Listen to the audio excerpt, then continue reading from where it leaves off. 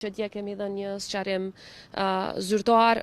në intervistën që e kam dhënë për Politico, janë bërë ndryshimet e nevojshme, ajo ka qenë në fakt çfarë kam menduar kanë qenë numri rasteve, sepse siç e thatë edhe ju, bandat serbe kanë qenë të involvuara në qindra raste, qoftë keqpërdorimit të votave, ta zëm në vitin 2021 tutje. Pastaj presionit të vazhdueshëm ndaj qytetarëve të tjerë serb,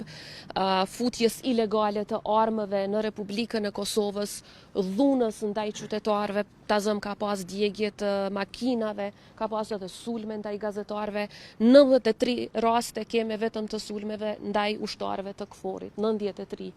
2 prej të cilave kanë qenë shumë të rënda. Pra kemi me qindra raste ku bandat serbe kanë qenë të involvuara në krime, pra kam menduar për rastet dhe ka qenë diçka shumë e paqëllimshme që është bërë. Menjëherë është bërë ndryshimi i nevojshëm tek intervista dhe as Politico nuk e shfrytëzon atë dhe as dikush tjetër natyrisht. Ajo nuk ka dalë në fakt në mediat ndërkombëtare, kanë dalë vetëm disa pjesa dhe kjo asesi s'ka qenë sepse jemi siguruar që të bëhet koreksioni zyrtar, pra kemi dërguar njoftim dhe